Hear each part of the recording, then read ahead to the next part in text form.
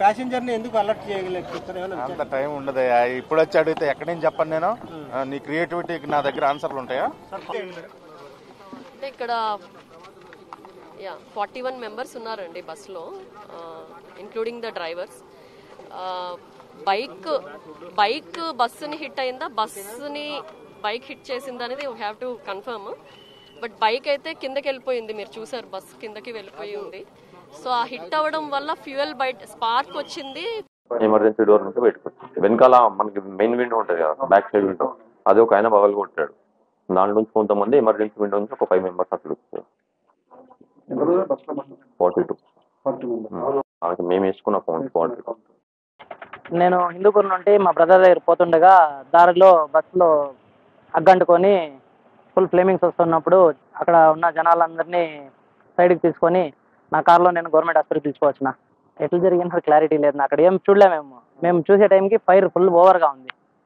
Bus దగ్గర పోయేంత కూడా స్పేస్ లేదు, అంత ఓవర్గా ఫైరింగ్ ఉంది రౌండ్గా చుట్టుపక్కల.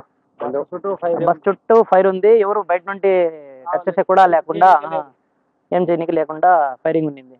లాస్ట్కి రమేష్ అనేసి ఒక ఆయన గ్లాస్ బ్రేక్ చేసి వచ్చినాడు. ఆ గ్లాస్ స్పేస్ కూడా మనిషి వచ్చేంత కూడా లే, ఇంత స్పేస్ ఉంది. ఆ స్పేస్లో నుండి బయటకు వచ్చేటప్పుడు చాలా మందికి ఇంజురీస్ అయినాయి గ్లాస్ కూర్చొని. అక్కడ ఇంకా 6 మెంబర్స్ నిలబడినారు. నేను హిందూపూర్ నుండి నంద్యాల పోతా ఉన్నా. హిందూపూర్ నుంచి నంద్యాల పోతున్నాయి. ఎంతమంది ఉన్నారు దాంట్లో? మా వాళ్ళు ఎంతమంది ఉన్నారో తెలియదు. వాళ్ళు 6 మెంబర్స్ నేను పిలుచుకోవాల్సిన హాస్పిటల్కి. ఇక్కడ బాగున్నారా వాళ్ళు? ఏం ప్రాబ్లం ఏం లేదు. ఒక ఆయనకైతే ఎక్కువ ఇంజురీస్ ఎక్కువ ఉండేది, రమేష్ అనికి గ్లాస్ బ్రేక్ చేసినారు, చేతికి అంతా కూర్చుపోయింది గ్లాసు. మిగతా వాళ్ళంతా సేఫ్. మొత్తం ఎంతమంది?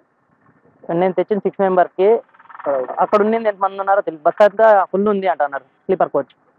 This bus caught fire in minutes, hardly 2-3 minutes, because we have a witness here who was coming from opposite direction and he ran to rescue but couldn't rescue because within minutes the bus exploded. And we could save about 19 people here and admitted in the hospital, and rest of the people we couldn't identify as the bodies are completely burnt, and we are trying our best to do our part also. And I am doing my best to as a doctor and also as a local MP here, I am doing my 100%. Hello అండి, నా పేరు హైమ. నేను పుట్టపర్తి వెళ్ళి హైదరాబాద్ వస్తున్నాను. కర్నూలు దగ్గర మీకు accident అయింది కదండి. ఆ యాక్సిడెంట్ దగ్గర ట్రాఫిక్ జామ్, దూరంగా ట్రాఫిక్ జామ్ అయింది. ఎందుకు ఇంత జామ్ ఆగి ఉంది? సాధారణంగా అది ఆగే ప్లేస్ కాదు, ఆగి ఎందుకు ఉంది అని అడిగితే అప్పుడు నా పక్కన కూర్చున్నాడు కాబట్టి డ్రైవర్కి తెలుసు. డ్రైవరు అక్కడ కాలిపోతున్నట్టుంది మ్యామ్, బస్సు కాలుతుంది అక్కడ. సరే గబగబా ఏదైనా హెల్ప్కి వెళ్దామా, అసలు ఏమన్నా పోలీసులు వచ్చారా లేదా అని నేను గబగబా కారు దిగి వెళ్ళానండి. వెళ్ళేసరికి బస్సు తగలబడిపోతుంది. కొంతమంది కింద కూర్చుని ఏడుస్తున్నారు, ఎవరెవరు ఉన్నారని ఏడుస్తున్నారు, కొంతమంది టెన్షన్ పడుతున్నారు, ఇలా ఉన్నారు. ఆ బస్సుకు సంబంధించిన వాళ్ళు అలా, వాళ్ళ పరిస్థితి అలా ఉంది. ఇంకా మిగిలిన వాళ్ళ ఫోన్లు అన్నీ కూడా పాప అందులో కాలిపోయాయి. చాలా మంది దగ్గర ఏమి, బయటకు వచ్చిన వాళ్ళ దగ్గర ఏమీ రాలేదు.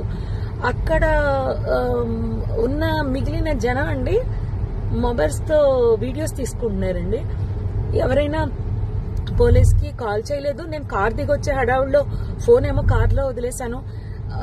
ఫోన్ వర్షం పడిపోతుంది పక్క నుంచి, ఫోన్ టచ్ చేయడానికి కూడా ఎవరిదైనా అడిగి తీసుకుని టచ్ చేద్దామని వర్షానికి తడిచి అది పని చేయట్లేదు. నేను మళ్ళీ గబగబా కార్ దగ్గరికి వెళ్ళి వెంటనే కర్నూలు ఎస్పీ గారికి అండ్ ఎస్బీ ఇన్స్పెక్టర్ గారికి కాల్ చేశానండి. లక్కీగా ఎప్పుడో నెంబర్స్ ఉన్నాయి. కాల్ చేస్తే వాళ్ళు ఇమీడియట్లీ రెస్పాండ్ అయ్యారు. వాళ్ళు రెస్పాండ్ అయిన కాసేపటికి రూరల్ సిఏ గారి బృందం అంట వాళ్ళు వచ్చారు. దాని ముందే ఫైర్ స్టేషన్ వాళ్ళు వచ్చేసారు. అండ్ ముందు ఫైర్ స్టేషన్ వాళ్ళని, నెక్స్ట్ ఫైర్ సిబ్బంది, నెక్స్ట్ అంబులెన్స్, పోలీస్ వారు వీళ్ళందరూ వచ్చేసారండి. అప్పటికే ఒక ప్రైవేట్ వెహికల్ ఒక 6గురిని హాస్పిటల్ పంపించారు. నాతో అతను ఎవరో హరీష్ అంట, ధర్మవరం చెందిన అతను. పాపం చాలా మంచి వ్యక్తి ఆయన కూడా.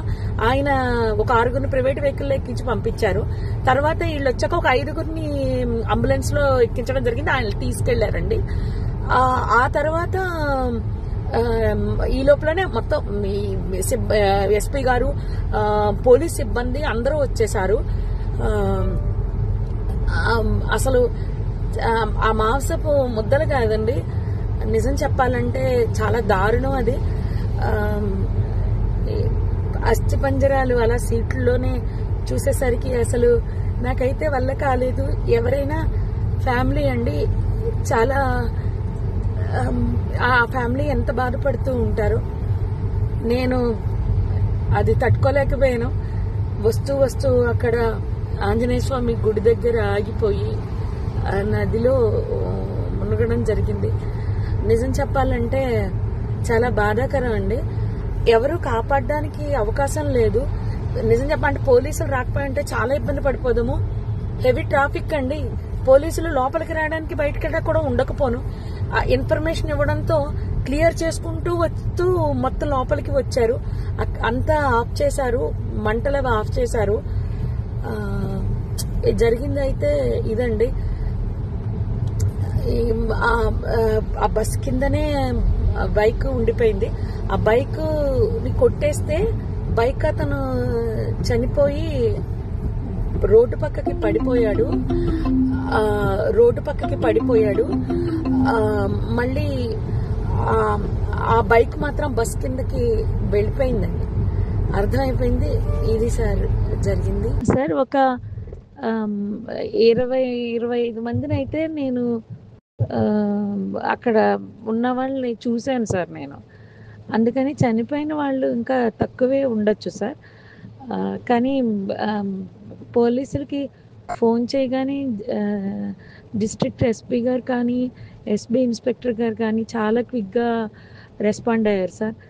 పోలీస్ వాళ్ళు చాలా క్విక్గా రెస్పాండ్ అవ్వడం వల్ల వాళ్ళు ఫైర్ ఇంజిన్ వాళ్ళు వచ్చారు, వాళ్ళు మంటలు ఆర్పారు. మళ్ళీ అంబులెన్స్ వచ్చాయి. అంబులెన్స్ వచ్చి 3 అంబులెన్స్ వచ్చాయి సార్. నా కళ్ళ ముందు అయితే ఒక 5గురిని తీసుకెళ్లారు. అంబులెన్స్ కూడా అక్కడ అలర్ట్గా ఉన్నారు. అంటే అదంతా క్లియర్ చేశారు సార్. కాకపోతే అది స్పాట్లో జరిగిపోయింది సార్. అది